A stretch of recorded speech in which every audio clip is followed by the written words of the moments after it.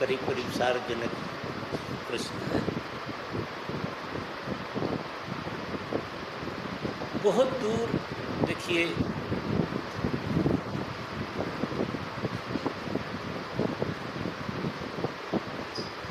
किसी समस्या को दूर करने के पहले हमें उस समस्या की गहराई में उतरना अनिवार्य है। किसी समस्या का उस तरह से निदान नहीं होता जिस तरह से मनुष्य सोचता है, क्योंकि समस्या जो होती है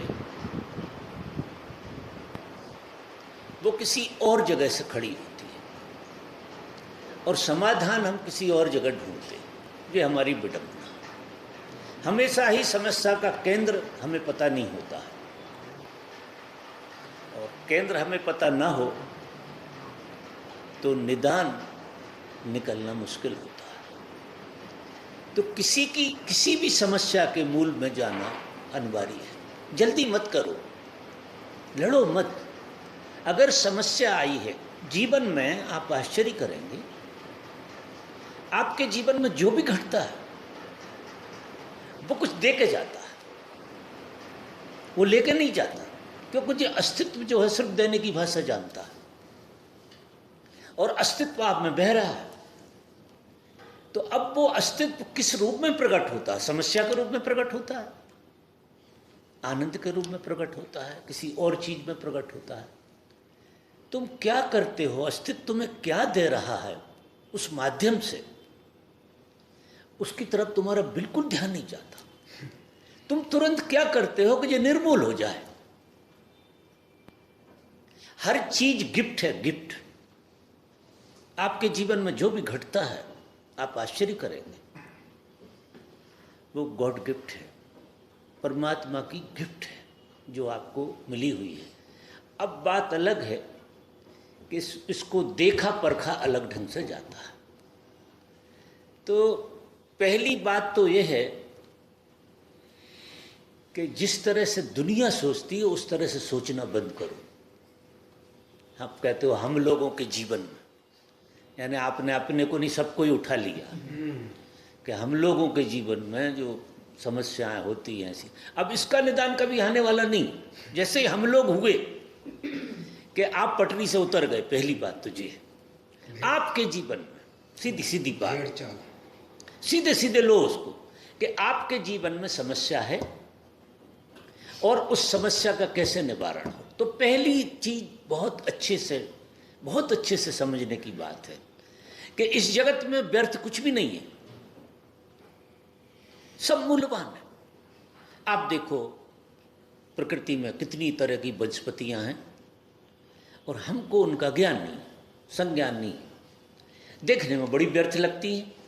और जिनको संज्ञान हो जाता है उनके लिए वो वरदान हो जाती है, उनके बड़े काम की हो जाती है। और हमको ज्ञान ना होने की वजह से वो ऐसा लगता है कि व्यर्थ की चीज़ है, इससे पिंड कैसे छुड़ाएं, इससे हटें कैसे, इससे मुक्त कैसे हो। अब ये जितनी चीज़ें तुम में घटती हैं, तुम्हारी समस्त वासना, समस्त उपद्रव, आप आश्चर्य करेंगे इन सब का भी कोई मूल्य होता है। ये सब दे के जाते। एक तय कर लो आप जीवन में कि प्रकृति सब देना जानती है और प्रकृति किसी न किसी माध्यम से आपको कुछ दे रही है और प्रकृति कुछ दे के आपको अमीर बना रही है, बहुत अमीर बना रही है। तुम रोज रोज अमीर होते हो, तुम्हें पता नहीं होता है। तुम कंगाल नहीं हो रहे हो, रोज रोज अमीर हो रहे हो। तुम्हारे जीवन में इतना घटता, उसमें से तुम इतने कम का उपयोग कर पाते हो। ये दुर्भाग्य है कि तुम पूरा का पूरा उपयोग नहीं कर पा रहे।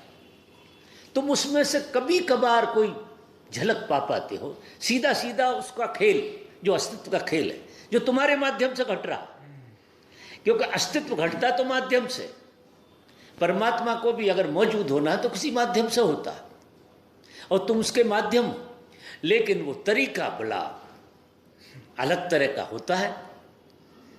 और जब तक आप ये साफ नहीं कर लेते अपने चित्त में कि आपके जीवन में जो भी घट रहा है वो आपके प्रेम में घट रहा है।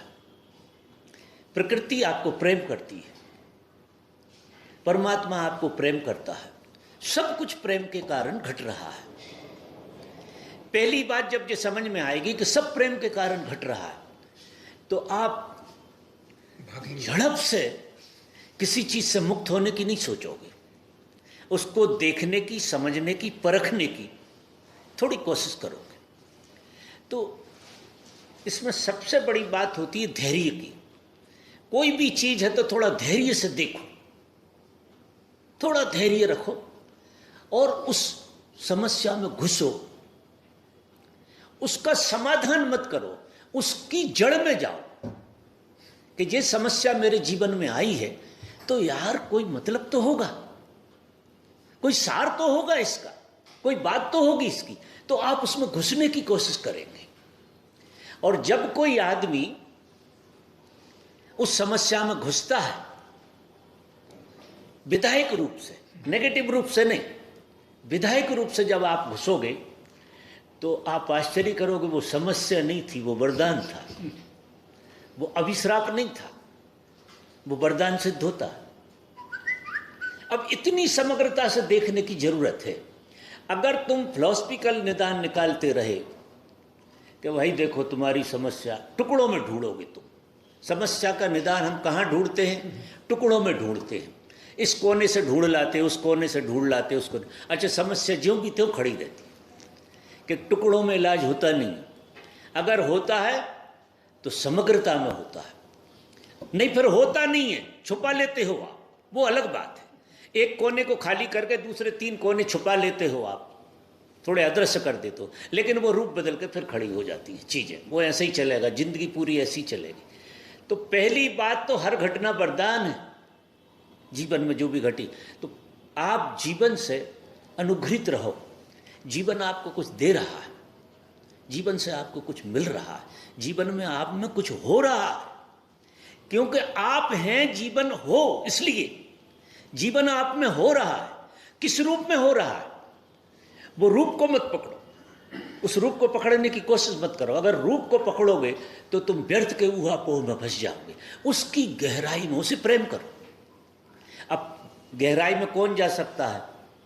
जो प्रेम करे, जो उसे प्रेम करे वो गहराई। और प्रेम कौन कर सकता है? भाषा के हिसाब से कि उसे ऐसा लगे कि सब परमात्मा की तरफ से, परमात्मा के प्रेम से आ रहा। ये सूत्र को पकड़ के पहले जीना पड़ेगा, क्योंकि कोई ना कोई हाइपोथेसिस मानना बहुत आवश्यक होती है जीवन के लिए। तो उसमें एक हाइपोथेसिस ये है कि जो भी घट रहा है वो परमात्मा की कृपा से हो रहा है। उसे अधैर्य से, इस तरफ से उस तरफ से टालने की कोई, बड़ी से बड़ी समस्या की बात भी कह रहा हूं मैं, बड़ी से बड़ी समस्या की। और आप नाचोगे, जो निदान तुम ढूंढते हो उन निदानों से निदान नहीं निकलता और डांस नहीं निकलता तुम्हारे भीतर से। और मैं जो बात कह रहा हूं, अगर तुम उसकी समग्रता में घुस गए भीतर और तुम उसकी जड़ में पहुंचोगे तो समस्या नहीं है। बड़ी विचित्र बात है, समस्या नहीं है, कोई वरदान हो रहा था, कोई बात ऐसी हो रही थी जो आपको कुछ की कुछ समझ में आ रही थी और उसे आपने समस्या मान ली थी। तो जब आप अपनी समग्रता में उसमें घुसेंगे तो आपका विवेक जाग जाएगा और जो चीज़ जैसी हो रही थी वैसी दिखाई देगी। बड़ा विचित्र खेल है। प्रकृति हमको इतना देती है, परमात्मा की इतनी करुणा है, उसने 5 इंद्रियों के और सब माध्यम से हमको कुछ ना कुछ गजब बस देने का खेल चल रहा है। आप में सतत, मैं तो ऐसा कहूँगा कि आप में परमात्मा हो रहा है। सही है। परमात्मा ही विकसित हो रहा है, माध्यम आप हैं, क्योंकि परमात्मा अदृश्य है और जब वो विकसित होता है तो माध्यमों से होता है। और जब ये पता लग जाएगा कि वो आपके माध्यम से विकसित हो रहा है तो फिर जब आप ये देख पाएंगे तो वो फिर कुत्ता बिल्ली के माध्यम से भी विकसित हो रहा है, पेड़ पौधों के माध्यम से भी विकसित हो रहा है। परमात्मा ही विकसित हो रहा है, यहाँ और कुछ है ही नहीं। अनंत अनंत रूपों में वही विकसित हो रहा है। वो बहुत देर में समझ में आएगी। पहले तो ये सूत्र अपने पे उतर जाए कि समस्या ना आपके जीवन में है और ना समस्या किसी और के जीवन में। ये भ्रमणा है सबको, बड़ी भारी भ्रमणा है कि हम भी दुखी और गुप्ता जी भी दुखी और ये भी दुखी, हम भी समस्या में, ये भी समस्या में। सर भासती है, ईमानदारी की बात कहूँ कि भासती है, होती नहीं है। कारण क्या है? देखो, तुम समस्याग्रस्त कैसे हो सकते हो? एक पेड़ जमीन में गड़ा हुआ है, जमीन से रस ले रहा, तुम परमात्मा में गड़े हुए हो, परमात्मा से रस ले रहा। जो पेड़ जमीन में गड़ा हुआ उसकी क्या समस्या है? वो तो जमीन को जैसा विकसित करना है, उसकी तो जड़ें जमीन में गड़ गई, इसके बाद उसके हाथ में कुछ नहीं है, गड़ा हुआ है और उसके अनुरूप सब होता चला जाता है, सारी चीजें उसके।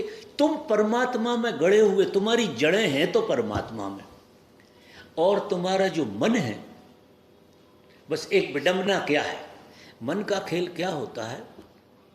मन कार्य कारण की खोज करता है हमेशा, कार्य कारण में उसकी ऊर्जा पूरी व्यतीत होती है, तो कार्य कारण में वो ऊपर ऊपर सारे खेल खेलता रहता है और कार्य कारण से समाधान कभी निकलता नहीं। जैसे किसी पेड़ के पत्तों को काट कूट के आप उससे मुक्त होना चाहते हैं, लेकिन उससे मुक्त नहीं होते आप। क्या होता है कि आपने पत्तों की टहनियाँ, पेड़ों की टहनियाँ काट दी, और चूंकि पेड़ जुड़ा है जड़ से, तो जड़ में से जो ऊर्जा आती है तो दूसरे पत्ते खड़े हो जाते हैं, नए पत्ते। तो अब क्या है कि तुम पेड़ को और पत्तों को समग्रता से देखो, क्योंकि पेड़ और पत्ते दो नहीं है। तुम्हारे जीवन में जो घट रहा है और तुम दो नहीं हो, वो एक ही घटना का नाम है। वो तुमसे ही फल रहा, तुमसे ही फूल रहा, क्योंकि परमात्मा हो रहा है। अब पेड़ की जड़ों में से तना आया है, डालियां आई हैं, पत्ते आए हैं, फल आ रहे हैं, फूल आ रहे हैं, सुगंध आ रही है, सब भांति भांति के खेल हो रहे हैं और वो जड़ों में से हो रहे हैं। अब क्या होता है कि अगर तुम बाहर के चित्त से देखोगे तो कोई चीज़ें तुम्हें पसंद है, कोई चीज़ें तुम्हें पसंद नहीं है। तुम्हारी परेशानी और कोई नहीं है, तुम्हारी परेशानी क्या है कि तुम्हारे साथ जो हो रहा है उससे तुम राजी नहीं, या फिर ऐसा है कि कुछ ऐसा हो रहा है जिसे तुम पकड़ के बैठ गए, उसे छोड़ना नहीं चाहते। अब दोनों स्थितियां तुम्हारे बावजूद हो रही। जो पेड़ में पत्ते लग रहे हैं, फल लग रहे हैं और सुगंध आ रही है, उसके लिए उसकी जड़ें जिम्मेदार हैं। वो जड़ों में बैठा हुआ और जड़ें, उसमें हेर फेर नहीं किया जा सकता। पेड़ राजी है, अगर कड़ी भी सुगंध आ रही तो कड़वी सुगंध से राजी, उसका भी कोई उपयोग रहा होगा, और अच्छी सुगंध आ रही तो अच्छी सुगंध से राजी है। अगर उसमें सौंदर्य खिल रहा तो सौंदर्य से राजी है, और नहीं खिल रहा तो नहीं होने से राजी। मनुष्य का जो मन है वो क्या करता है कि हर चीज में, फिर मन का एक स्वभाव है कि विपरीत को सोचना। आपके भीतर जो भी घट रहा है वो सीधा नहीं देखना, आपको उसे उल्टा करके देखना, और इसी में ही परेशानी खड़ी हो जाती है। एक दिन के लिए भी अगर इस सूत्र को आप जिए कि आप में जो भी घट रहा है आप मन के द्वारा देखना बंद कर दें और उसे घटने दें।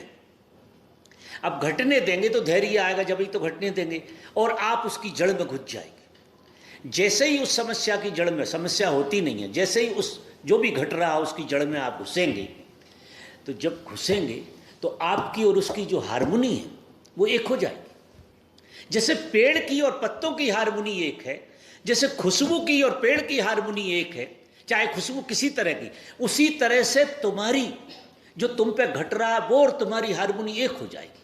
अब इसमें होता क्या है, जो समस्या कहते हैं, घटता कुछ है, उसके और आपके बीच में हारमोनी नहीं होने देता मन। मन उलझाता रहता है, उन दोनों के बीच में हारमोनी बन नहीं पाती। और जिस दिन तुम उस दृश्य को समझ लोगे, उसमें गहरे घुस जाओगे, उसकी प्रतिविज्ञा तुम्हें हो जाएगी, उस दिन तुम हंसोगे कि बिल्कुल हारमोनी है, कहीं कोई भेद नहीं। ज्यों के त्यों खड़े रहोगे तुम, लेकिन गुणधर्म सब बदल जाएंगे। गेस्टाल्ट बदलता है, अकेला गेस्टाल्ट बदलता है, तुम्हारे देखने का ढंग बदल जाता है, और कुछ नहीं होता। बाकी तुम्हारे फेवर में, क्योंकि परमात्मा है प्रेम की कहानी, वो एक प्रेम पूर्ण सत्ता है, और वो प्रेम पूर्ण सत्ता सब में प्रकट हो रही है, और प्रेम का ही सारा खेल चल रहा है, और प्रेम को ही वो बाहर ला रही है, सुगंध बन के आ रहा है। अब पेड़ में सुगंध बन के आ रही, वो प्रेम के कारण ही तो आ रही। फल बन के, अच्छा पेड़ में फल लग रहे हैं, क्यों लग रहे हैं फल? अब तुम ऐसा कहोगे क्यों लग रहे हैं फल? और फिर तुम कहोगे यार ये पेड़ जो है दिखने में बड़ा सुंदर है, बड़े खराब फल लग रहे हैं। अब वो पेड़ तुम्हारी सुने क्योंकि वो जो जड़ है उसमें से उसी तरह का प्रेम निकल रहा है, उस तरह के प्रेम में वो फल फूल रहा है। तुम जैसे हो, जो भी हो, इधर उधर देखना बंद कर दो तो तुम में जो घट रहा है, तुम में जो हो रहा है, तुम्हारी नियति में से ही तो निकल रहा है। उससे तुम फिर राजी हो जाओगे। जब तक तुम भीतर जाके हारमोनी नहीं बनाओगे, ये भेद तुम मिटा नहीं पाओगे। अब भेद अगर रहेगा, भेद मन हमेशा भेद को जीता है और भेद की वजह से मन जिंदा रहता है। मन अभेद में कभी जीता नहीं। काम चलाऊ अवस्था का नाम है मन। जीने के लिए मन की जरूरत नहीं है। जीते तो तुम स्वभाव से हो और परेशान मन से होते हो। मजा देखो, जीते स्वभाव से हो और परेशान मन से होते हो। क्यों? कि तुम स्वभाव के विपरीत खड़े होने की योजनाएं बनाते हो और कोई कारण नहीं। फिर भी इसके बावजूद भी हारता मन ही, जीतते तुम ही हो, क्योंकि स्वभाव से मन कभी जीत नहीं सकता है। तो जो स्वभाव में होना चाहिए वही तुम्हारे साथ हो पाता है और मन में उठापटक हो जाती है और मन मार के तुम बैठ जाते हो और तुम्हें लगता है कि यार वो बात हो नहीं पाई। हो रही, तुम्हारे कहने से होता क्या है? बात वही होगी जो होना चाहिए और वही हो रही है तुम्हारे साथ। और आप आश्चर्य करोगे, ऐसा कोई आदमी नहीं है जिसके जीवन में वही ना हो रहा हो जो होना चाहिए। हर एक के जीवन में वही हो रहा है जो होना चाहिए और समझा ये जा रहा है कि जो होना चाहिए वो नहीं हो रहा। अब ये भूल मन की, इस मन की विडंबना को थोड़ा सा समझना पड़ेगा। अगर ये मन की विडंबना समझ में आ गई तो आप अपनी फॉर्म में आ गए। आप अपने केंद्र में खड़े हैं। आप अपने केंद्र में खड़े होकर जब देख रहे हैं तो चीज़ें साफ सुफ दिखती हैं बिल्कुल, क्योंकि मन अवरोध नहीं डाल रहा। होता कुछ नहीं है, मन बिगाड़ भी कुछ नहीं सकता, तुम्हारा बिगड़ता भी कुछ नहीं है। बस इतना है कि उसका तुम मजा नहीं ले पा रहे हो। मन के कारण अवरोध खड़ा करने के वही परिस्थितियाँ, वही सारा ड्रामा। लेकिन उसमें से सुगंध आ रही थी, तुमने नाक बंद कर ली, तुमने मुंह फेर लिया, तुम कुछ और इच्छा करे बैठे थे, तुमने ये मान लिया कि ये तो गलत हो गया। तो मेरा मतलब ये है कि प्रकृति हमेशा आपको दे रही है, जो भी दे रही है वो दे रही है। अब उसको तुम ढंग से समझने की कोशिश करो। निर्णय मत लो कि अच्छा दे रही, बस दे रही है इतना ख्याल रखना। लेकिन निर्णय मत करो, व्याख्या मत करो कि अच्छा दे रही है कि बुरा दे रही है। इस व्याख्या में अगर पढ़े तो फिर मन ने उलझा दिया आपको। फिर क्या है, समग्रता से उसको देखने की कोशिश करो। और ये तय ही हो गया कि वो दे रही है। कोई अगर कुछ दे रहा है तो तुम्हें क्या देखना, कहते हैं ना कहानी में कि दान की बचिया के दांत नहीं देखे जाते। दान की जो दान में कोई चीज़ दी जाती है तो क्या उघाड़ के देखोगे कि अच्छी है कि बुरी है? अरे दान में मिली है तो दान में मिली, आनंदित हो। ये जीवन भी दान में मिला है, तुम आश्चर्य करोगे। तुम थोड़ी आ गए, दान मिला है, ये जीवन भी दान में मिला है और इसमें सब कुछ तुम्हें दान में ही मिल रहा है। क्योंकि प्रकृति जो है, परमात्मा है प्रेम, और प्रकृति के द्वारा वो देने की कला आई है। परमात्मा देने की अभिव्यक्ति है, वो दे रहा है, अनंत अनंत रूपों में दे रहा है। और तुम में जितनी चीजें निकल रही है, क्या क्या प्रतिभाएं निकलती है, क्या क्या खेल होता है, तुम खुल के देखो तुम में क्या क्या होता है। तुम समझो सकते हो कि ये सब चीजें, ये सब तुम्हारे भीतर से निकलती है और ये सब तुम्हें मिल रही है। तुम कर कुछ नहीं रहे, तुम्हें मिल रहा है, ये ख्याल रखना। क्योंकि वो इतनी विराट सत्ता है, इतना विराट खेल है कि अनंत है देने के लिए, और वो अपना ही खेल खेल रहा है। तो आपके माध्यम से उसे देने में मजा आ रहा है। दे रहा माध्यम तो कोई ना कोई होगा, तो आप माध्यम हो गए। जैसा माध्यम होगा वैसी चीज उघाड़ देता उसके भीतर से, इसमें से कुछ और उघाड़ देता उसमें से। अब तुम कंपटीशन में पड़े कि इनमें से उघड़ा वो बड़ा मजेदार था और मेरे में से उघड़ा ये सत्यानाशी हो गया। अब यहाँ परेशानी शुरू हो गई। अब बमूल के कांटे लगे तो जरा आनंदित हो यार, बीज वही था। तो वो तो उस जगत में पृथ्वी को बमूल से और पीपल से कोई भेद नहीं है। वो तो इतनी समग्रता में खिल रही है, इतनी समग्रता में खिल रही कि वही उसका सौंदर्य है। अगर कंट्रास्ट यहाँ खड़ा ना हो तो सौंदर्य कैसे होगा। अब बमूल जो है बहुत गहरे में पीपल को उघाड़ता है और पीपल बमूल को उघाड़ता है, क्योंकि ये कठोर होता है, ये नरम होता है। तो जो चीज़ें तुम्हारे अंदर घट रही वो ऐसी नहीं घट रही। क्या घट रहा है तुम्हारे भीतर, अगर तुम बहुत गहराई से देखोगे, जैसे तुम्हारे अंदर कोई नेगेटिव चीज़ है।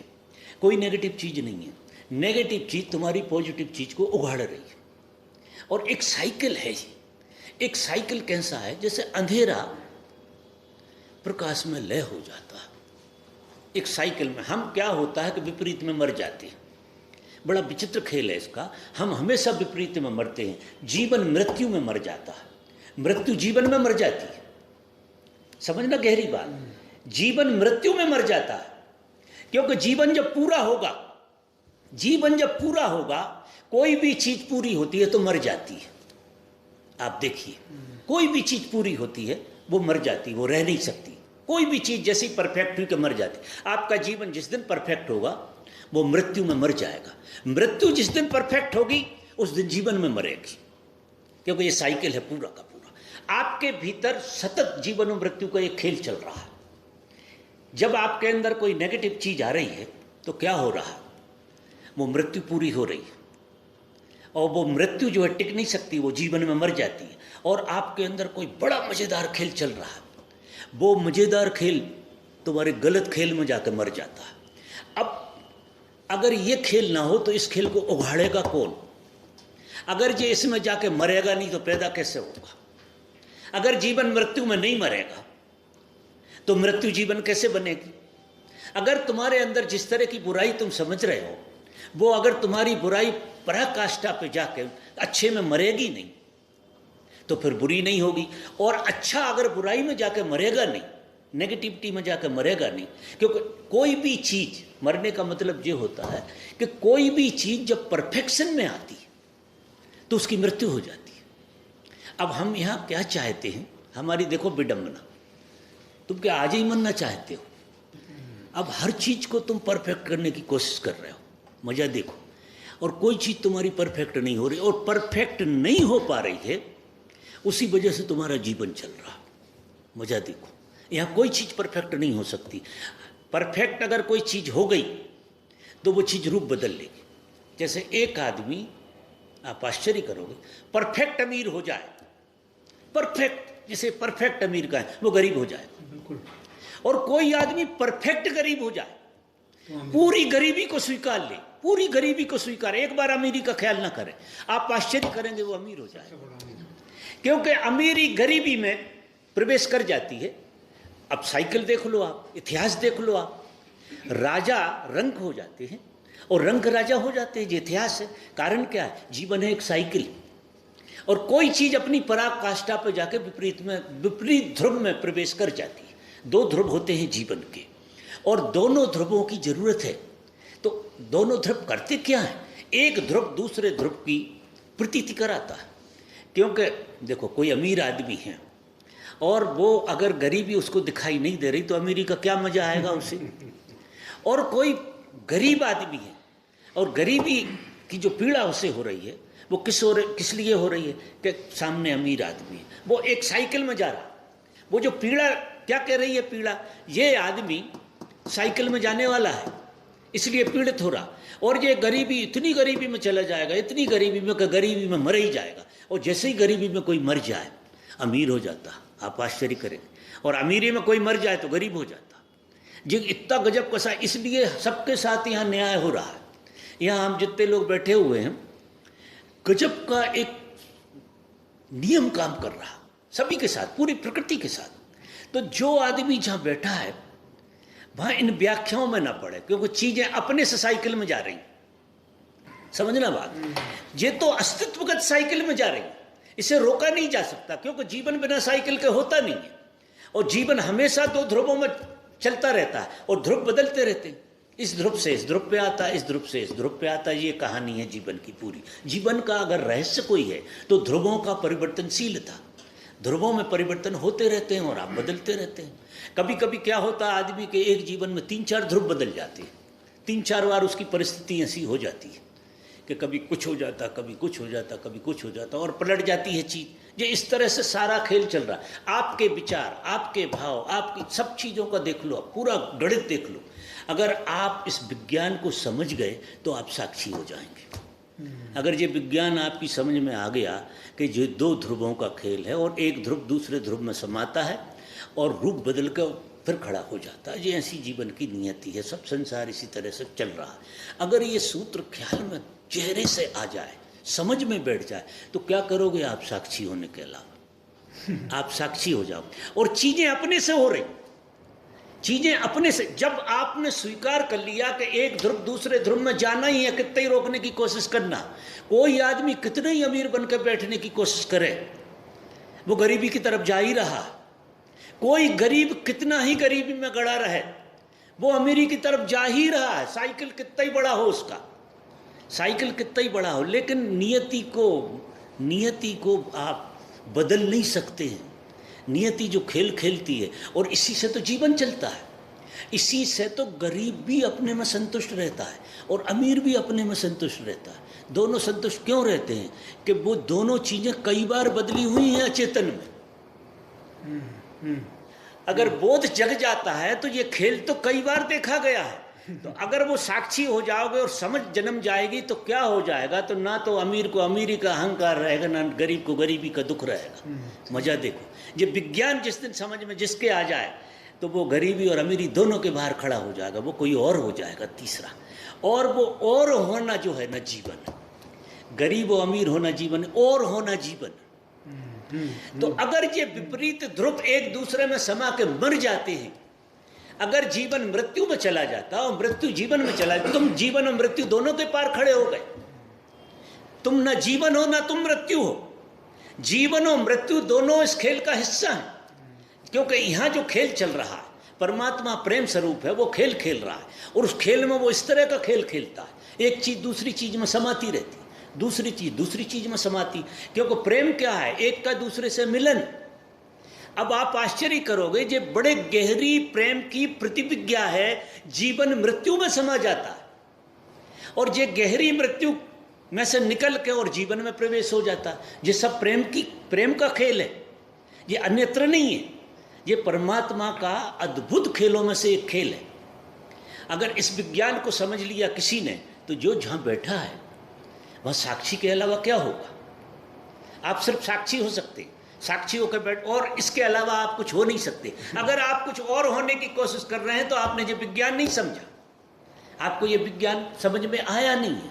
और विज्ञान समझने के लिए जो मैंने शुरू बात की थी कि पहले समस्या के भीतर घुस जाओ। अब समस्या के भीतर जब तुम घुसोगे तो तुम्हें इसका विज्ञान पकड़ में आ जाएगा, और जब विज्ञान पकड़ में आ जाता तो समस्या नहीं रहती। न जीवन समस्या है, न मृत्यु समस्या। समस्या है हमारी कि हम उसका विज्ञान नहीं जानते, और हमें उसके विज्ञान में इसलिए नहीं जानते कि हम ऊपर ऊपर उसका निदान ढूंढते। ऊपर ऊपर देखो, उसकी समग्रता में, उसकी टोटलिटी में अगर तुम घुसोगे तो तुम्हें जीवन का विज्ञान पकड़ में आ जाएगा। और जैसे ही जीवन का विज्ञान पकड़ में आ जाए, तुम साक्षी हो जाओ। साक्षी साधा नहीं जाता, साक्षी गहरी समझ में अपने आप उपजता है। साक्षी एक अवस्था है तुम्हारी जिसकी प्रतिविज्ञा होती है तुम्हें। साक्षी की प्रतिविज्ञा होती है, जब तुम्हारी समझ अच्छे से समझती है तो तुरंत साक्षी का जन्म हो जाता है तुम्हारे भीतर। वो ऐसा नहीं है कि मैं साक्षी हूँ विचारों का और बाजी सब, ये बचकाने खेल हैं सब। लेकिन गहरी समझ जब जन्मती है तो साक्षी का जन्म होता है, और साक्षी जन्मता है तो जन्म और मृत्यु दोनों को धकेल देता है। वो एक साइकिल चल रहा है। तो ये तो जब से सनातन से चल रहा है, जब से ये चल ही रहा है। देखिए, ये ऐसे ही चलेगा, इसका कोई निदान नहीं है। ये समस्याएं जिसे तुम कहते हो, ये आज नहीं है, कृष्ण के टाइम भी है, राम के टाइम भी हमेशा समस्याएं रही।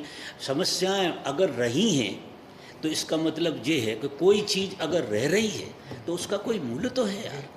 वो इसलिए है कि तुम इसका विज्ञान समझ लो, इसलिए तुम्हें वो समस्याएं समझ में आती हैं। और जब तुम्हें उसका विज्ञान पकड़ में आ जाता है तो तुम उससे बाहर हो जाते हो, तुम खड़े हो जाते हो, तुम डांस करने लगते हो, और फिर दुनिया को तुम उस तरह से देखने लगते हो। मजा देखो, आप अगर आपका ध्रुव पूरा हो गया तो सबके ध्रुव पूरे दिखते हैं आपको। सिर्फ इतनी सी बात है कि प्रतिविज्ञा नहीं है। क्या है कि प्रतिविज्ञा नहीं है उसको जानने। खेल वही हो रहा है आपके साथ, क्योंकि खेल तो सनातन का है, खेल तो उसका है जो पेड़ जड़ में घुसा हुआ। तुम परमात्मा की जड़ में बैठे हुए, खेल तो वहां से शुरू हो रहा। समझा गलत जा रहा। तो असली में सिर्फ समझ बदलने की बात है। अगर समझ बदल गई तो खेल नहीं बदलना है, खेल तो बदला हुआ है ही। खेल में कुछ भी नहीं करना। और खेल में हाथ डालोगे, आप डायरेक्ट खेल में हाथ डालोगे, आप उलझोगे, आप झुलस जाओगे, आप परेशान हो जाओगे। तो महापुरुष कहते हैं कि तुम ये खेल में मत फंसना, अष्टावक्र भी ऐसा कहते, जितने महापुरुष हैं वो जो कहते हैं कि जो खेल है, इसलिए उनने संसार को क्या कहा, लीला कहा, कि जो संसार एक लीला है, एक खेल है। अब खेल तो समझ में जब आए जब साक्षी जग जाए, और साक्षी जब जगह जब हाथ पांव मारना बंद करो, ज्यों की त्यों चीज़ों को देखना शुरू करो, पूरी समग्रता में जाग के उस आपकी कोई भी समस्या, हर समस्या आपको समस्याओं से निकाल देगी। कोई भी समस्या की गहराई में आप चले जाइए तो आपको नियम पता लग जाएगा, क्योंकि समस्या तो एक ही होती, रूप बदलती रहती है। समस्या यानी ना समझी में किसी चीज़ को समझने का नाम समस्या है। और समस्या अगर समझ ली तो फिर कोई समस्या नहीं है, वो सारा निदान एक साथ घट जाता है, आप खुल जाते हैं, आपका चित्त साफ हो जाता है और आप दोनों ध्रुवों को सम्मान करने लगते हैं। मृत्यु आती है तो मृत्यु को सम्मान करते हैं, क्योंकि आपको पता है मृत्यु जीवन में समा रही है। वो इतने प्रेम में है जीवन के कि मृत्यु जीवन में घुस जाएगी, बच नहीं सकती, और जीवन मृत्यु के इतने प्रेम में है कि जीवन मृत्यु में समा जाएगा। ये साइकिल पूरा हो रहा है, ये जगत पूरा साइकिल में चलता है, ये सारा का सारा खेल ऐसे ही चल रहा है। इसमें कुछ सुधार बुधार मस्तिष्क से नहीं किया जा सकता है, और ये दुनिया ऐसी रहेगी हमेशा, मैं आपको कहूँ, क्योंकि ये ऐसी है हमेशा। सिर्फ ये दर्शन बड़ा छोटा हो जाता है, लेकिन दुनिया तो ऐसी रहती। जो समझते हैं उसको ज्यों की त्यों स्वीकार कर लेते हैं। उन्हें समझ में आता है कि बाहर खड़े होकर देखो तो कहीं कुछ है ही नहीं। कृष्ण की दृष्टि से देखो तो महाभारत है नहीं, और लोगों की दृष्टि से देखो तो इतना हुआ पो है जिसका कोई हिसाब नहीं। अगर तुम लोगों के पक्ष से देखने लगो, दुर्योधन का पक्ष ले लो या किसी का भी पक्ष ले लो, तुम तो मूवी भी देखते हो तो बिना पक्ष लिए देख नहीं सकते, तो कायदे से तुम मूवी देखते ही नहीं। तो मूवी नहीं देखते, तुम मूवी में अपने पक्ष के साथ जीने लगते हो, देखते नहीं। और वो पक्ष तुम्हारा जरा हिलता है तो तुम भी हिल जाते हो। वो पक्ष अगर पिटने लगे तो ऐसा लगता है तुम ही पिट रहे हो, क्योंकि तुमने उसमें भावना डाल दी। और ये भी एक बड़ी मूवी है, इसमें भी तुम यही कर रहे हो। इसको साक्षी भाव से अगर देखो तो सब साइकिल में घूम रहा है, पूरा का पूरा साइकिल में घूम रहा है। कहीं कुछ करने की जरूरत नहीं, आपको मात्र समग्रता से देखना, और जैसे ही देखोगे आप साक्षी हो। मैं ये नहीं कह रहा हूँ कि साक्षी होकर देखो, वो देखा नहीं जाएगा। मैं ये कह रहा हूँ समग्रता से घुस जाओ उसमें, उसकी जड़ में, उस समस्या में पूरे घुस जाओ आप, पूरे के पूरे। और जब तुम अपने से घुसोगे तो बोधपूर्ण तो रहोगे। जब किसी चीज में आप जान के घुसते हैं तो निश्चित बोधपूर्ण रहते हैं। अनजाने में घुसते हैं तो उसमें लिप्त होते हैं, क्योंकि अनजाने में तो आप हाथ पैर मारते। और जब जान के घुसते, गहराई से घुसते, तो उसके तथ्य को समझ लेते हैं आप। और जब तथ्य को समझ लेते हैं तो सारा विज्ञान, एक आदमी कहीं भी खड़ा है, अगर इस खेल में कभी भी घुस जाएगा तो समस्त सत्य उसके हाथ में आ जाएगा।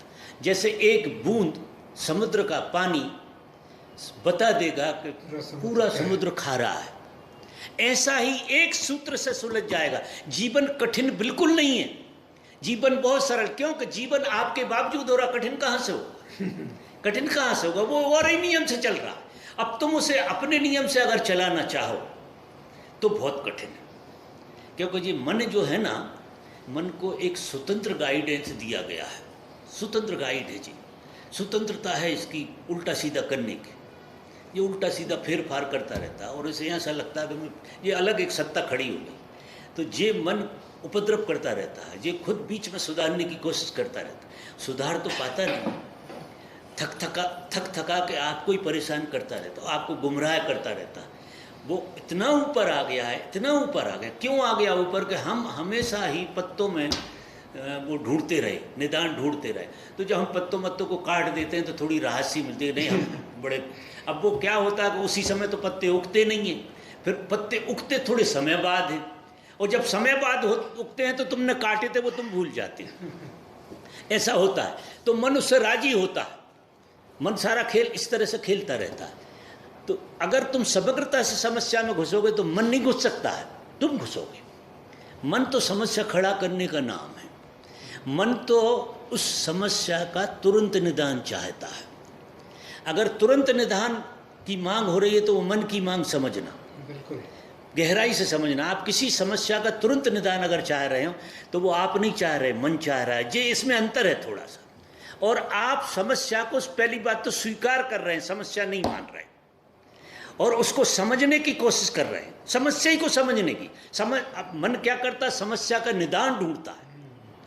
और तुम जो हो, तुम्हारा जो बोध है वो समस्या को समझने की कोशिश करेगा, वो घुसेगा समस्या में। तुम्हारा जो बोध है, जो विवेक है, वो समस्या में घुसेगा भीतर। और जब तुम समस्या में घुसोगे तो मन की नहीं चलेगी, सूत्र बिल्कुल पलट जाएगा, पूरा गेस्टाल्ट बदल जाएगा। और जो आदमी समस्या में घुसने लगे, अपने में घुसने लगे, ये मन की चाल को समझ ले कि मन जो है समस्या का निदान ढूंढ रहा है। समस्या का निदान बिल्कुल नहीं है, समस्या को समझना निदान। मन नहीं समझ सकता है, मन इतना अधेरी में जीता है कि वो समस्या को समझता नहीं है, निदान ढूंढता है। तुरंत चालू हो जाए, उसके खोपड़े में तुरंत आने लगती हैं बातें कि अरे वो ऐसा ऐसा कर लेंगे और ऐसे ऐसे हो जाएगा। यार ऐसी कोई बात थोड़ी, कुछ ना कुछ जुगाड़ में, मन है जुगाड़ू, वो जुगाड़ लगाता रहता है इधर से उधर। तो क्या कर देता है, तुम्हें डाइवर्ट कर देता है और तुम वहीं के वहीं खड़े रहते हो। वे चीज़ें ज्यों की त्यों बनी रहती। अगर आपने सीधा देखना शुरू किया, अपने में घुस गए, तो पक्की बात है कि आप उस जगह पहुंच जाओगे जहाँ निदान होता है, क्योंकि आप उस जगह खड़े हो, वहाँ कहीं जाना नहीं है। वो तो आपको उसको अच्छे तरह से अवलोकन करना है, जाना नहीं। मेरी बात समझ में आई बेटा? तो वो जिस तरह से तुम उत्तर चाहते हो मैं दे नहीं सकता हूँ। तुम चाहते हो कि आम जीवन में जो समस्याएं उनका मैं निदान बता दूँ, तो वो कोई साइकोलॉजिस्ट बता सकता, मैं नहीं बता सकता। थोड़ी बहुत राहत आपको दे सकता है, लेकिन मैं तो आपको जब भी बात करूँगा तो जड़ों की बात करूँगा। मैं आपके पत्ते अत्ते से राजी नहीं हूँ, क्योंकि मुझे आप समस्या में दिखते ही नहीं हो, तो अब मैं उनकी बातें क्यों करूं? मुझे तो आप दिखाई नहीं देते कि आप बड़ी समस्या में हो। ऐसी मान ली है, मुझे ऐसा लगता है। आप ऊपर ऊपर टटोलने में आपकी प्रतिविज्ञा बहुत ज़्यादा बन गई है कि आप समस्या में हो, ऐसा कोई उपद्रव है नहीं। तो मैं सीधा सीधा आपको अर्थ बताता हूँ, तुम थोड़े से पलट जाओ, समस्या को बहुत गहराई से देखने की शुरू कर दो आप। पहली बात तो समस्या नहीं है, वरदान है, क्योंकि हर घटना आप में हो रही है और हर घटना आपको कुछ देके जा रही है। अब यहाँ से शुरू करना पड़ा, जो भी घट रहा है वो आप में कुछ प्रकट होने को है, आप में कुछ प्रकट होना चाहता है। अब वो प्रकट होकर पूरा का पूरा फैल नहीं पा रहा, क्योंकि उसे बीच में मन पकड़ लेता है, इधर उधर करता रहता। जब सीधे उसमें घुसोगे तो जो चीज़ जैसी होना चाह रही थी वैसी होती हुई दिख जाएगी, जैसी होना चाहती थी, और वैसी होती हुई दिखी तो मन गायब हो जाएगा, फिर मन की नहीं चलेगी, फिर तो तुम जीने लगोगे, फिर तुम वर्तमान में होगे, और वर्तमान में तो उत्सव के अलावा कुछ नहीं होता। इसलिए मैं बार बार कहता हूँ कि जीवन उत्सव है। मैं बार बार, मेरा संकेत रहता है कि जीवन उत्सव से शुरू हुआ है, बस हम उत्सव भूल गए।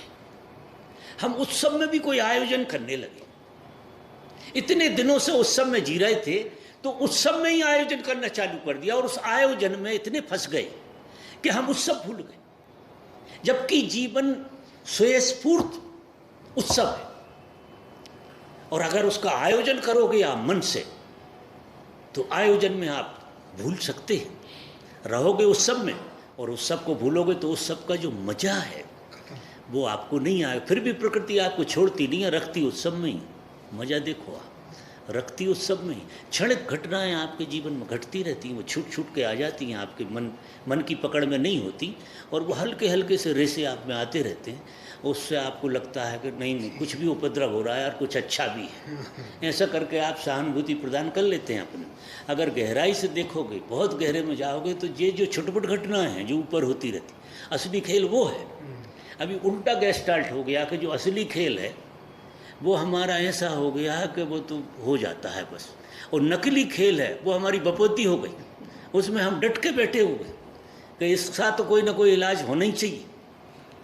तो उसे जो फॉल्स उसे पकड़ लिया है, वो व्यक्तित्व है तुम्हारा, पर्सनालिटी है। दुनिया में पर्सनालिटी भी इसी से बनती है, क्योंकि तुम अपने को अपने अनुकूल बनाने की कोशिश करते हो, उससे तुम सत्यानाश कर लेते हो। और तुम्हें परमात्मा ने तुम्हारे अनुकूल बना के ही पैदा किया, और उसमें से सब अनुकूलताएँ फल रही हैं। आपकी जो भी प्रतिभा है वो अपने आप निकल रही है और फल रही है और फूल रही है। मनुष्य का अर्थ गलत लगा कर उल्टा सीधा करता रहता। तो वो सूत्र अगर पकड़ में आया जो मैंने कहा, तो आपके जीवन में सिवा धन्यता के और कुछ हो नहीं सकता। आप जीवन को इतने आनंद से जी सकते हैं, क्योंकि जीवन उत्सव है। ये कील ठोको भीतर, जीवन दुख नहीं है, दुख मान्यता है। दुख अपेक्षा के कारण, फिर कारण 70-60 है, लेकिन दुख मान्यता मानो, फिर कारणों में ज़्यादा मत घुसो, सिर्फ मान्यता मानो। फिर दुख मान्यता है हमारी, और ये मान्यता सामूहिक है। मजा देखो, ये अकेले की होती तो टूट भी जाती, सामूहिक है। जिस बात से मैं दुखी हूँ, आप भी दुखी हो, तो मुझे भरोसा आता है कि यार दुख सच्ची चीज़। फिर इनसे पूछते हैं तो ये भी दुखी है, इनसे पूछते हैं अरे यार ये कई बात से जब सब दुखी हैं तो फिर सच है जी, फिर ये समस्या है, फिर इसका कोई इलाज ढूंढेंगे, क्योंकि 10-12 गवाहियाँ मिल गई आपको। जैसी समस्या आपकी, आप कहो 4-5 जने दे देते हैं गवाही कि हाँ यार हम भी इसी से गुजर रहे हैं, फिर अगला भी कहता कि हम भी इसी से गुजर रहे हैं। तो उससे क्या हो जाता है, आपकी मान्यता बहुत बढ़ जाती है, और ये मान्यता का खेल है। अब ऐसी सभा में बैठ जाओ, ऐसी सभा, कभी मेरे लोगों के बीच में अगर आप बैठ जाओ और उनसे दुख की बात करो, वे हंसने लगे और वे कहें कि कैसी बातें कर रहे हो बच्चों जी, वे तुम्हें गवाही ना दें, कहीं से भी गवाही ना मिले, तो तुम्हें हल्का सा गैर भरोसा आ जाएगा कि यार कहीं मुझे भ्रम तो नहीं। ये दुख की बात, अब ये सामूहिक जो खेल है ना, आदमी अकेला अगर होता और अकेला रहता इस लीला में तो बहुत जल्दी सुधर जाता। लेकिन क्या होता है, गवाहियाँ गजब की काम करती हैं, अद्भुत काम करती। आपका चेहरा जरा सा भी बुरझाए, चाहे आप मजे में भी हो, अरे यार तुम ठीक नहीं लग रहे, और आपको याद दिला ही देंगे कि हाँ यार छोटी मोटी घटना घट गई थी ऐसी, मतलब वो बड़ा उपद्रव है। तो अगर आप अपने केंद्र में नहीं हैं तो आप सम्मोहित होते घूमते रहेंगे, आपको सब सम्मोहित कर रहे हैं। आपने जिस चीज़ की मान्यता बनाई है वो मान्यता से सब भरे हुए हैं, और सारे लोग आपको सम्मोहित कर रहे हैं, और वो इतनी बड़ी परत हो जाती है जिसका कोई हिसाब नहीं। फिर भी मैं कहूँ कि कितनी बड़ी परत हो, अंधेरा 100 साल पुराना हो, इस कमरे में 100 साल से लाइट न जली हो, अंधेरे की परत एक सी रहती है, मोटी नहीं होती। समझना बात, जो अंधेरे की परत है वो कभी मोटी नहीं होती, वो एक सी रहती है। जब भी लाइट जलेगी, 1000 साल बाद भी इसमें अगर लाइट जलाओगे तो 1000 साल अब कहने को ऐसा होगा कि साहब, जैसे हम क्या कहते हैं कि साहब हमारा अज्ञान बहुत पुराना है, अब ये मूढ़ता है, ये मूढ़ता है। अज्ञान की कोई परत नहीं है, जैसा है वैसा ही है। जिस तरह से ये अंधेरा है उसी तरह से अज्ञान है, और कुछ नहीं। तो उदाहरण के लिए मैं कह रहा हूँ कि 1000 साल भी माचिस जली, प्रकाश गायब, तो अब वो अंधेरा कहेगा कि मैं 1000 साल की परत कैसे टूट जाऊंगी, बड़ी थिक परत हो गई, कभी कहेगा? क्योंकि उसका कोई अस्तित्व नहीं है, और जिसका अस्तित्व नहीं होता वो बढ़ता नहीं है, जिसका अस्तित्व नहीं होता वो बढ़ता नहीं है। अंधेरे का कोई अस्तित्व नहीं है तो अंधेरा घटता नहीं है, बढ़ता नहीं है, जहाँ होता वहीं खड़ा रहता है क्योंकि उसमें जीवन तो है नहीं, वो एक अभाव का नाम। तुम्हारा जो अज्ञान है ये सिर्फ ज्ञान का अभाव है थोड़ी, ये ज्ञान का अभाव, और इसकी इतनी मोटी परत नहीं है कि तुम रोए जा रहे हो, मरे जा रहे हो, ये इतनी मोटी परत नहीं है। जिस दिन तुम टर्निंग पॉइंट में आए, जिस दिन तुम, जो मैं सूत्र कह रहा हूँ, जिस दिन तुम अपनी तरफ, अपनी प्रतिविज्ञा में आए, समस्त अंधेरा दूर हो जाएगा, समस्त अज्ञान दूर हो जाएगा। इसके लिए जो हम ऐसा कहते हैं, अब आपस में ये बातें भी होती, अरे साहब कर्मों का फल है, और हम तो साहब, मतलब कितनी कितनी बातें होती, और ये सब, इसकी मोटी परत कौन करता है? ये तुम्हारे मित्र यार गण जो भी है, ये तुम्हारे हितैषी, जिस परत को ऐसा अनुभव कराते हैं कि बहुत मोटी है यार, बहुत संस्कार है, बहुत पाप किए हैं हमने, बहुत कोई उपद्रव है हमारा, और सब आपस में इसी तरह की बातें करते रहे, धर्म की तो कोई बात करता नहीं। तो अब ये परत इतनी मोटी नहीं है, क्योंकि अंधेरे की कोई परत होती ही नहीं है। अंधेरा होता है या नहीं होता, क्योंकि उसमें कोई जीवन नहीं है। अज्ञान की कोई परत नहीं है, अज्ञान घटता बढ़ता नहीं है, या तो होता है या नहीं होता है। ये हमें बहुत गहरे से समझना है कि अज्ञान या तो होता है या नहीं होता है। तो अब इतनी सी बात है कि होता है और नहीं होता है, बीच में कोई धारा मत जोड़ो इसकी, और तो फिर क्या ज्ञान से मिट जाएगा। तो जैसे ही आप अपने में जाएंगे तो आपको अपनी प्रतिविज्ञा होने लगेगी, ज्ञान की, विवेक की प्रतिविज्ञा जैसे ही होगी, वैसे कितने ही सालों का हो फिर अंधेरा। इसलिए क्या है कि जो व्यक्ति जहाँ खड़ा है, जहाँ खड़ा है वहाँ उसे रियलाइज ही तो होना, जहाँ खड़ा है वहाँ रियलाइज ही, और जो उसने आवरण बना लिया है, जैसे ही रियलाइज होता आवरण टूट जाता है। तो है तो निमिष मात्र का खेल, मजा देखो, है तो जो निमिष, कोई प्रयास की जरूरत नहीं, निमिष मात्र का खेल, लेकिन सीधे रास्ते से घुसे।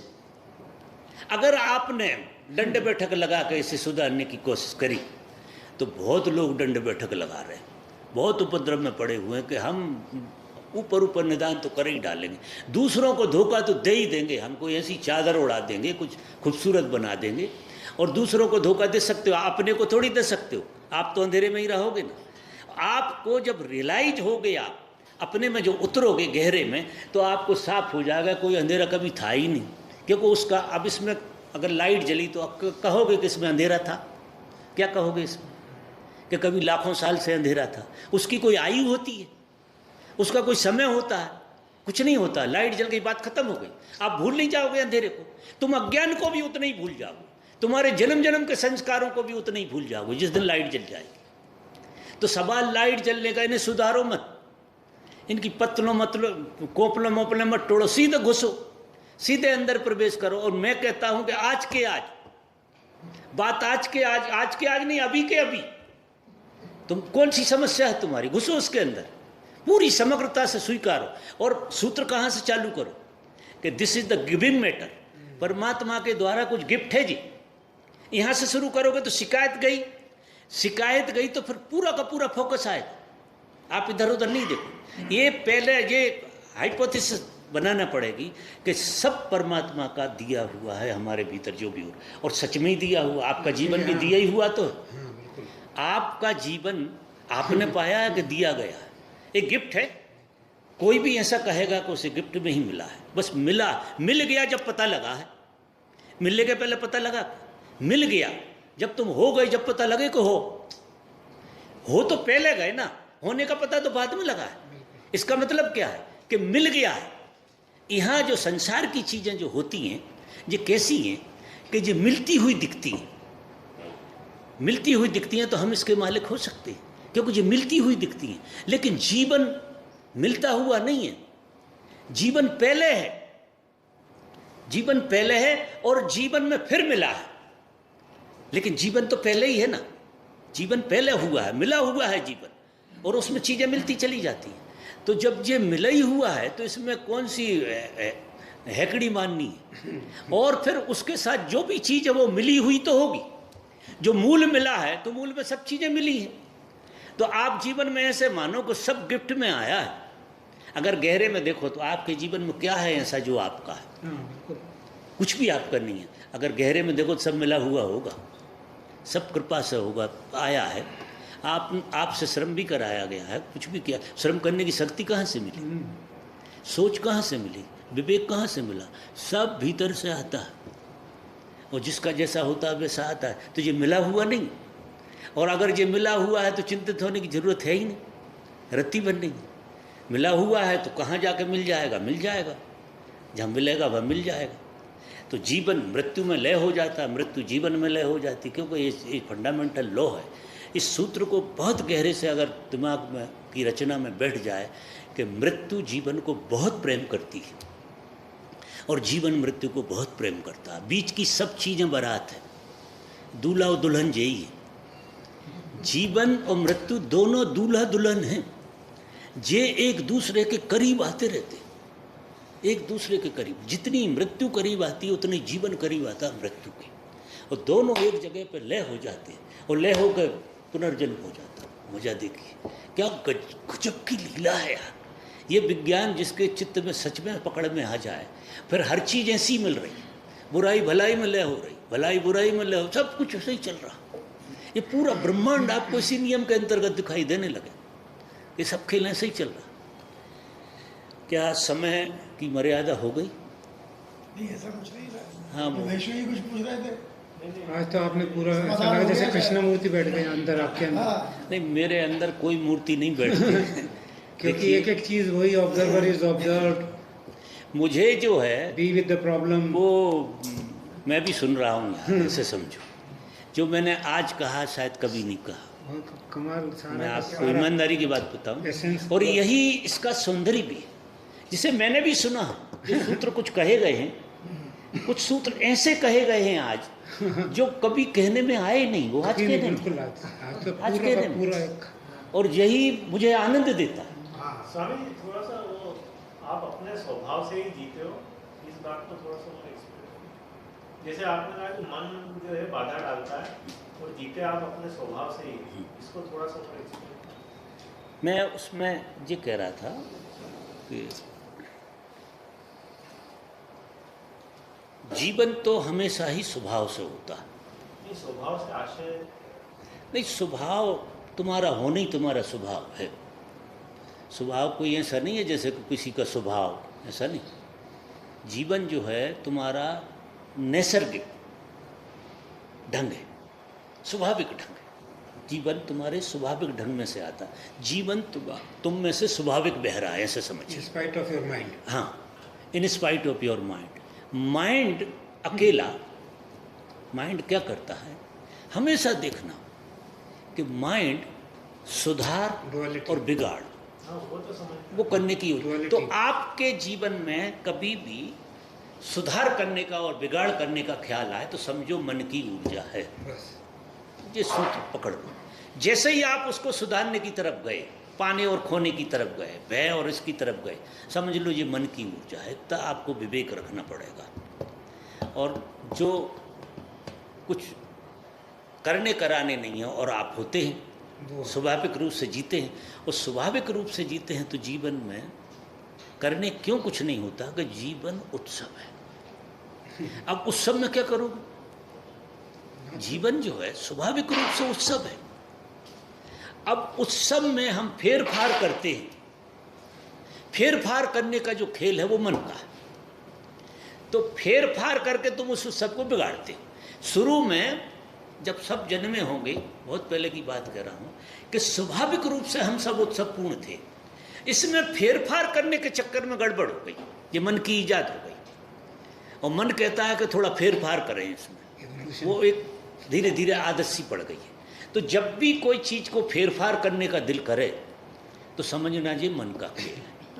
नहीं, मन का तो समझ में आया, पर जैसे दीक्षित जी है, हाँ, इनका अलग स्वभाव है, मेरा अलग स्वभाव है, इनका अलग स्वभाव है, तो वो स्वभाव की बात कर रहे हैं। वो मन का है, वो मन नहीं, का फर्क है। ये जो प्रकृति दत्त देखो, है, हर आदमी अलग ये अलग- प्रवृत्तियां हैं, ये स्वभाव नहीं, ये प्रवृत्तियां हैं। ये तो तुम्हारे जो अलग अलग स्वभाव जो दिखाई देते हैं, ये तुम्हारी शिक्षा दीक्षा, वंश परंपरागत नीति शास्त्र, ये दुनिया भर के वेद पुराण, ये सब दुनिया भर के कर्म जो तुमने पढ़ रखे हैं, उनने एक तुम्हारा नकली कैरेक्टर खड़ा कर दिया। तो जो दिखाई देता है वो नकली, आपका भी जो दिखाई देगा वो नकली, और जो जिया जाता वो असली। समझना बात, जो दिखाने के लिए हो वो नकली, और जो दिखाई दे रहा है आपको, क्या है कि मैं आपको जी सकता हूं और देख सकता हूं, दो बातें। अगर मैं आपको देखता हूं तो नकली देखूंगा, आप में सब कुछ नकली दिखेगा। अगर मैं आपको जीऊंगा तो वो स्वभाव की बात कर रहा हूं।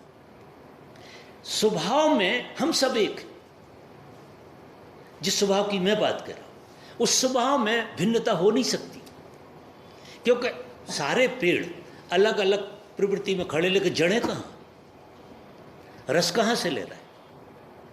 रस तो पांच ही तत्वों से ले रहे हैं ना।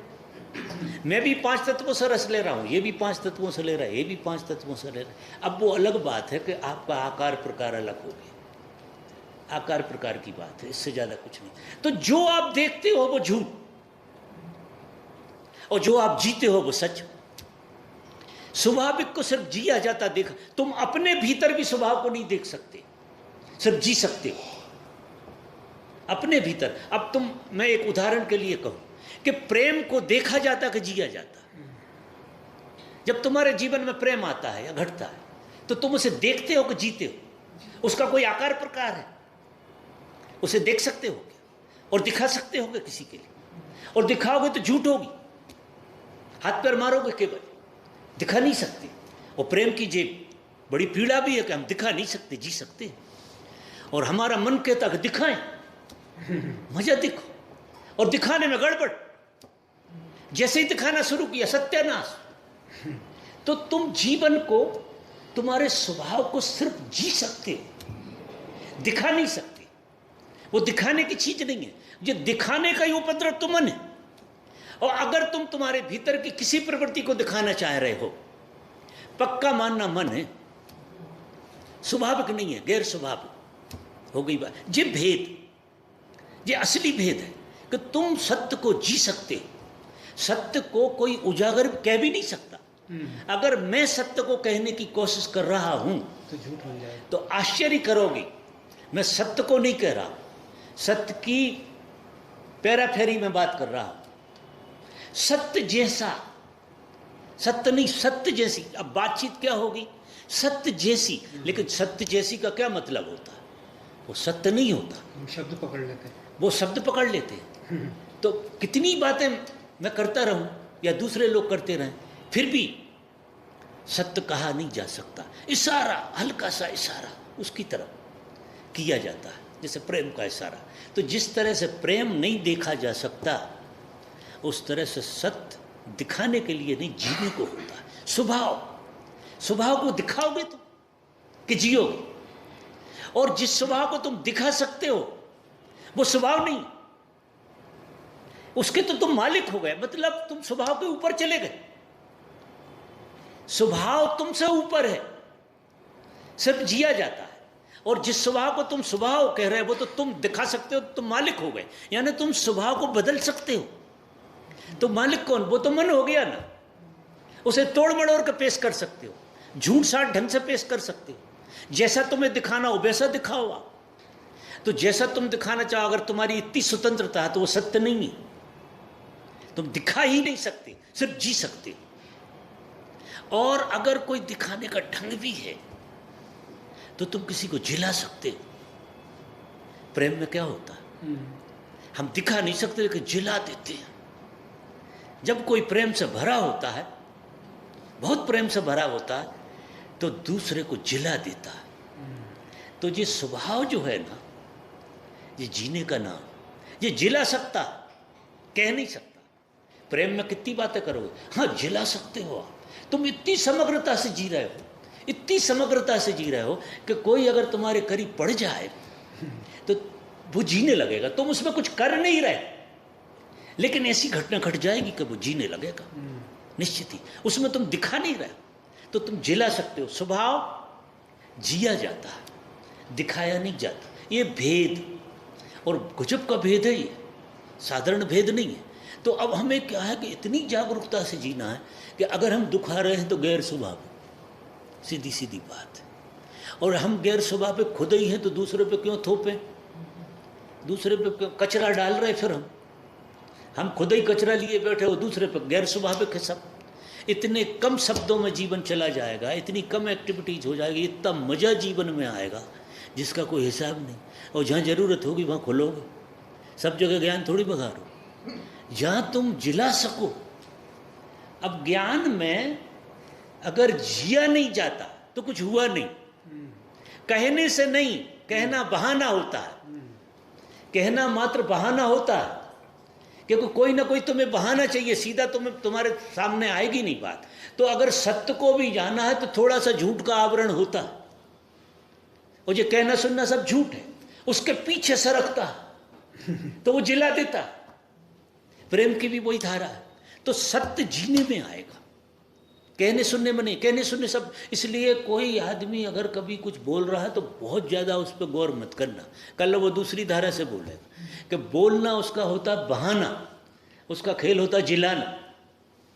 वो जिलाता है, बोलता बोलता तो वो कुछ भी बोलेगा, इसके विपरीत भी बोलेगा जो अभी बोला, अगर जरूरत होगी। अगर उस माध्यम से तुम जी सको तो वो ऐसा बोलेगा। मजा देखो आप, अगर कोई और माध्यम से तुम जी सको तो दूसरा माध्यम खड़ा कर देगा वो बोलने का, उसे 1000 तरह से बोलेगा, लेकिन वो टच करेगा, वो तुम्हें जिलाएगा। मतलब ऐसा उसका प्रयास नहीं है, ऐसा होता है, ऐसा होता। अब प्रेमी का प्रयास नहीं होता, प्रेम में किसी को स्पर्धा होती ही है, स्वाभाविक बात हो जाती है। एक गदगद हो जाता है, सामने वाला देख के गदगद हो जाता, ऐसी उसकी प्रतीति बनने लगती है स्वाभाविक रूप से। वो भी नहीं दिखा सकता कि अब कभी सत्संग में कोई आदमी बैठा और एक दूसरे में सच में ही हो गई वो बात, अब वो बिल्कुल चुपचाप जैसा रह जाए, क्या कहूँ मैं कि मुझे क्या हो गया। जब मैं ओशो के चरणों में बैठता था और उनकी आंख में आंख डालता था, क्या होता था आज तक नहीं कह पाया, आज तक नहीं कह पाया। उनको देखते ही कुछ भीतर अद्भुत अद्भुत खेल, कितनी व्याख्या करो नहीं कर पाओ, बस उसे तो जिया जा सकता। तो ये सब चीज़ें जो अर्थपूर्ण हैं वो उजागर नहीं हो सकती, आम पब्लिक का हिस्सा नहीं हो सकती।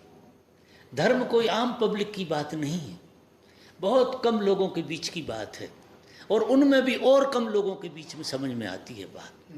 अगर तुम मंच पर पूरा, वो राजनीति में बहुत बड़ा खेल हो सकता है, छोटे मोटे से हल्के से तरंग हैं, लेकिन रूपांतरण तो बहुत अकेले के अकेले का, अंतरंग का खेल है पूरा का। प्रेम में दूसरा आदमी कैसा लगेगा आपको? कोई और बैठा हो, तुम्हारी गर्लफ्रेंड बैठी हो, उसका भाई भी बैठा हो, तो अब भाई को तुम कैसा लगेगा आपको भाई? देखो प्रेम में तो एक सही हो पाता है, बड़ा विचित्र खेल। ये ज्ञान भी जब घटता है तो 50 लोग होते, घटता किसी एक को। मजा देखो, 50 जो है ना उसको पूरे विधेयक हो जाते, उसके लिए सहयोगी हो जाते, लेकिन घटता किसी एक में, फिर आपका भी नंबर आएगा। तो मैं अब अपनी सभा को विदा लेता, आप देखो पूछते रहो, मैं रात भर बोलता रहूँगा क्योंकि मैं कहाँ से बोलता हूँ ये मुझे पता नहीं है, आनंद आया। किस केंद्र से बोलता हूँ, मेरा कोई केंद्र में तो नहीं है, कहाँ से आती है बातें जी मैं भी सुन लेता हूँ। थोड़ी बहुत बातें हम सुनी सुनाई करते हैं, लेकिन फिर जो है वो कहीं और जगह से शुरुआत हो जाती है। जैसे आप अब उसमें तुम रात भर करवाते हो।